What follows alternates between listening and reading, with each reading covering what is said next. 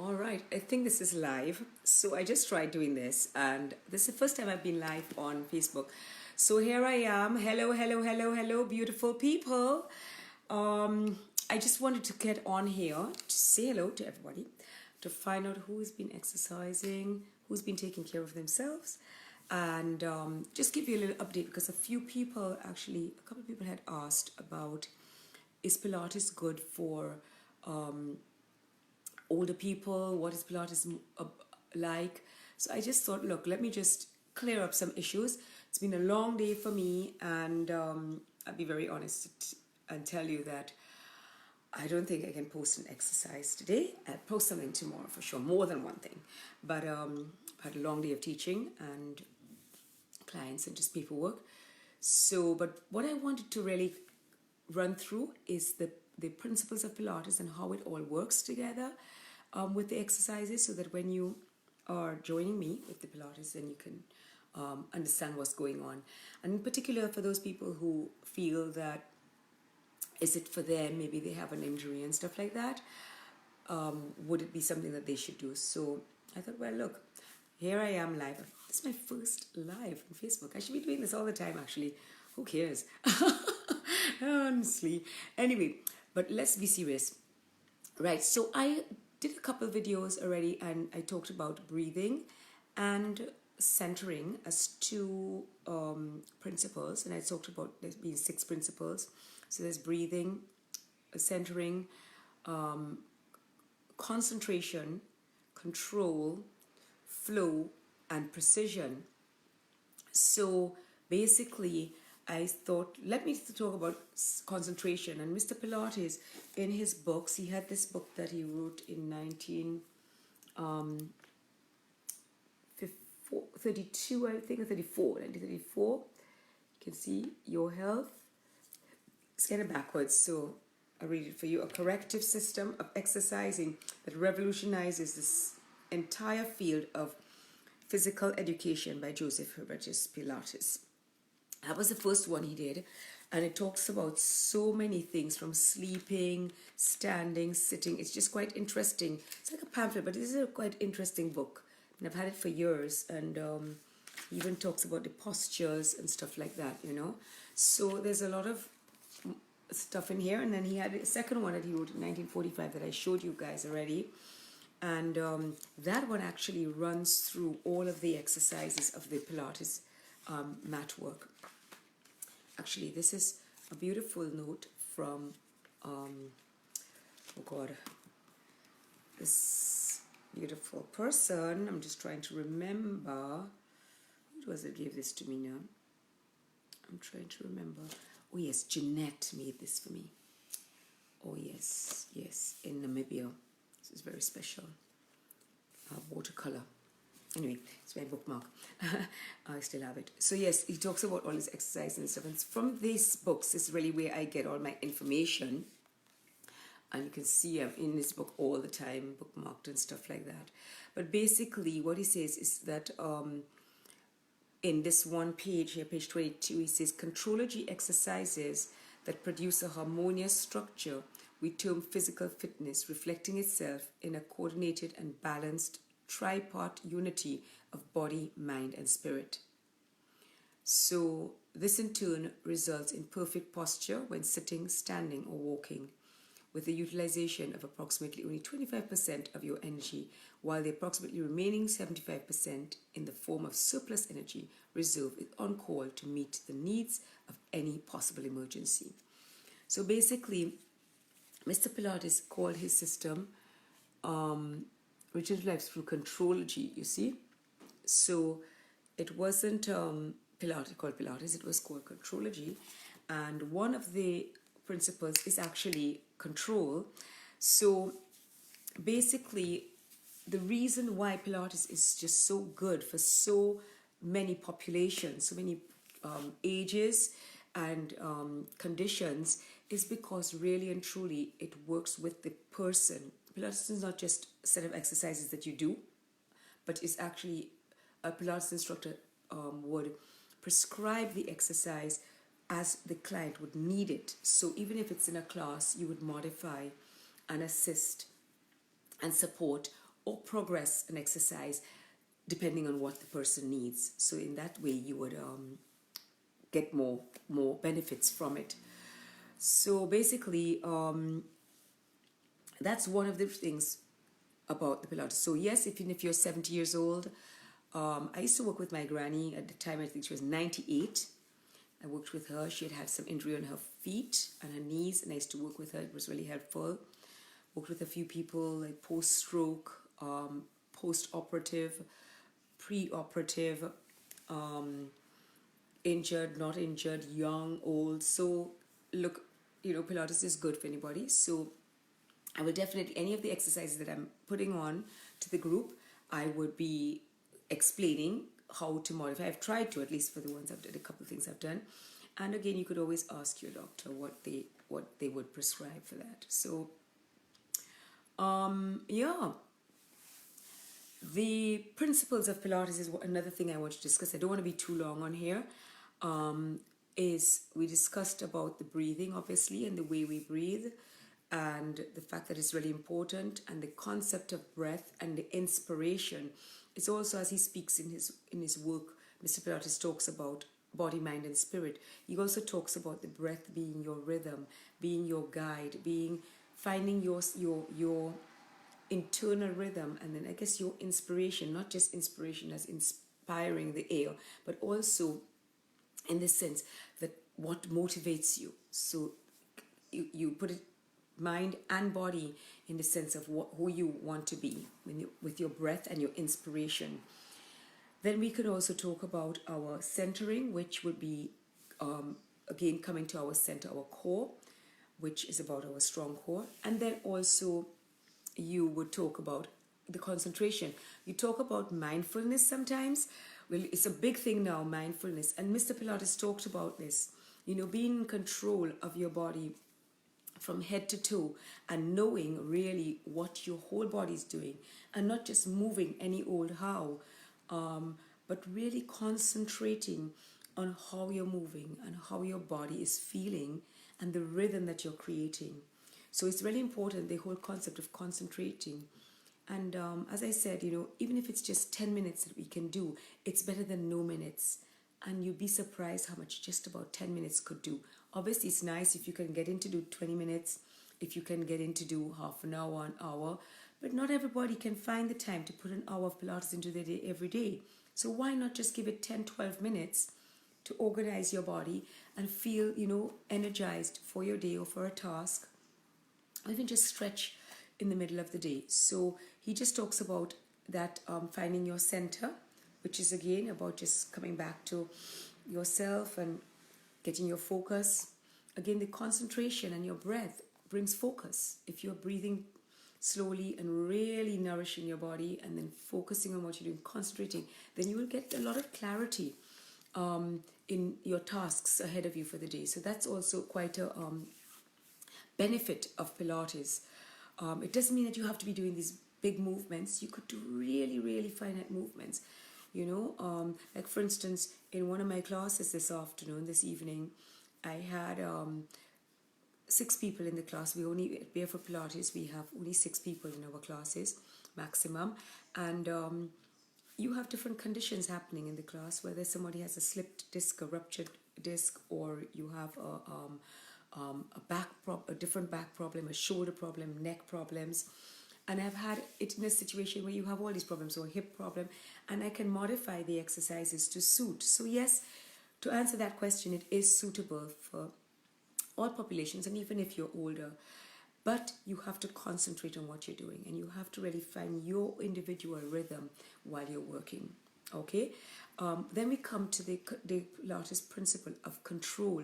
And if you notice, he called his system Contrology. So really it talks about being in control of your system. So you have to concentrate to be able to do that, as you can't be in control of your body. Yeah.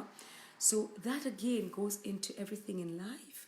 If we are worried about how we are reacting to somebody, are we in control of our reactions? So it sort of brings you back to your center.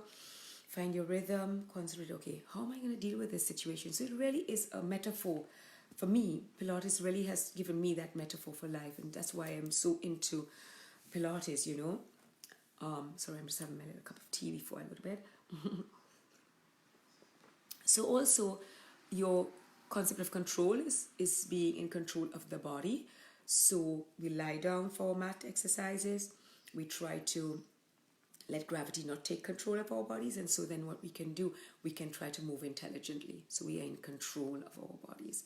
Then you talk about flow, and flow is a very important principle, because in Pilates, when we talk about flow, we talk about these lengthened, fluid, flowing movements which should feel natural. Mr. Pilates says in his book, look at the animals, look at the cats and the dogs. They don't just spring up and run somewhere like what we do. I mean, we just jump up and jump off this and do this and rush around. They get up and they stretch their bodies and they limber up themselves. And then they get ready and then they go and eat or whatever. So it's the same thing when you get up. Give yourself some time to mobilize your joints. Let your spine organize itself. I mean, just you while you're listening to this, you can just do a little stretch, a little pull. Just imagine those cats when they stretch themselves and they move their bodies. Just imagine. It just feels so good. So again, Pilates talks about flow and lengthened movements. More important, because we are working on an eccentric phase, which is the lengthened phase of a muscle contraction. That is always the time when you are thinking about yourself is nice and long. Your muscles are lengthened, so you're actually stronger. Like for instance, you can go and take you can just stop listening to me for a second.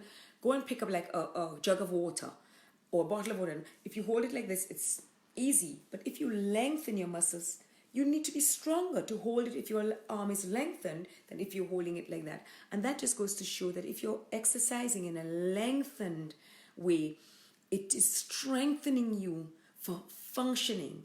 So you don't just walk around like this, you know, when you pump iron, you're doing this. Nobody does that in real life, you know, unless that's your job or you're doing something repetitious. But you might reach around to get something. You might reach lengthen to pick up something. I might reach for my cup of tea and I have to reach across to get it. Then I have to reach back I twist my body to do something. All of that is a long flowing movement, a natural movement. So that is what he talks about in his in the principle of flow, to make everything like a nice joined together movement rather than jarring and sharp and shortened movements. It's nice lengthened movement. So that's the principle of flow. So when you're doing your exercises, that's what you want to think about. You want to think about lengthening and taking your time and enjoying it, right?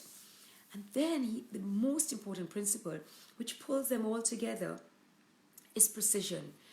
You know, we always talk about being our best, but perfect practice makes perfect performance. And that's why in Pilates, you practice your repetitions, you go through them, you tweak your exercises, and each time you do it, you try to think, how can I tweak that exercise to make it even smoother, deeper, stronger, longer, more healthy, more beautiful?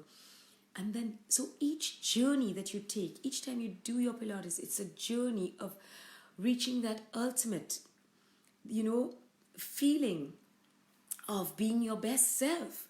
So precision, the principle of precision, he says in his book that do one perfect repetition because it's better than doing 10 imperfect ones.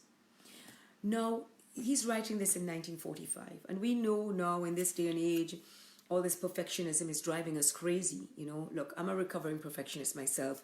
I'm recovering from that crap, you know, because look, you spend so much time trying to be perfect, then you never actually get anything done. Like right now, look, days gone by, I'd be trying to perfect anything. You know, right now, sorry to tell you guys, sometimes you have to say, I don't give a shit, you know, because you cannot just be fussing about everything. So take your time. You want to be good at something. You want to try to budge towards excellence, aspire towards doing something well, because it's always benefiting and impacting others around you, and it's affecting and impacting your future, how you do something in the future. So fine, yes, aspiring for excellence is the right thing to do. I'm not saying no, but you know something, there's no such thing as perfection.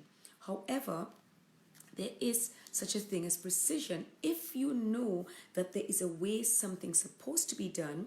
Yeah. So for instance, if somebody had to make my glasses, they have to make them precisely because both of the lenses have to be the same size. So they have to be made precisely and made excellently so they don't break apart easily. Yeah. So when he talks about his precision, he talks about a constant striving towards bettering your practice. So that is why that principle of precision is so important, because if you think about all the other principles, they're just like blocks that build up to making a beautiful practice of Pilates. So to recap, I was just giving a little talk about the principles and that's saying that it was good for everyone. Look, I'm just going to read what people are writing here because, sorry, I think some people are joining me. Oh, hi, Esther. Oh, my God, Gail, you're there. You're watching me. Hello. Oh, Mona. Oh, wow, you're watching. It's my first time. Carla is there. Glenda. Hi, Glenda. Hello, beautiful. Right back at you. Oh, my gosh. Haven't chatted with you in a while. I really have to message you. Okay, nice of you guys to join me because this was really impromptu. And as I said at the beginning, it's the first time I've ever done this live on Facebook. So I just want to put some stuff on. I've said to myself, October, this is the last quarter of 2019, and I really wanted October for me to really be consistent with getting out there and doing it for me, but also doing it for people that ask me all the time, Carla, what about this? Carla, what about that?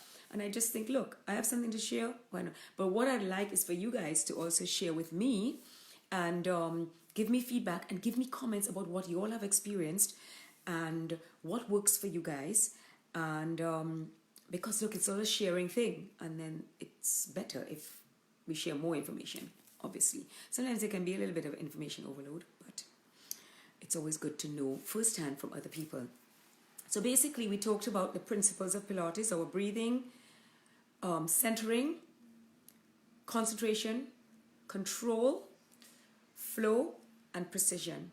And then I also talked about Pilates being good for anyone. And I also said that if you have injuries or you have certain conditions, obviously exercises have to be modified, either regressed, progressed, modified, give you a support or something to suit your condition. And then always, if you're starting new into something and you have an injury, as I said, you need to ask your doctor, you need to check that this is the right way. Ask the instructor before you start. What about this? What about that? Come informed, because sometimes you think the instructor knows and they don't know. That is one thing. If I don't know, I will tell you straight, I'm going to find out. I don't like to go and talk any nonsense with people. So I'll find out and I'll come back to you. But look, just get involved. I'm going to be posting more pictures, more videos actually on the Pilates. As I said, today, no, because I've just had a jam-packed day.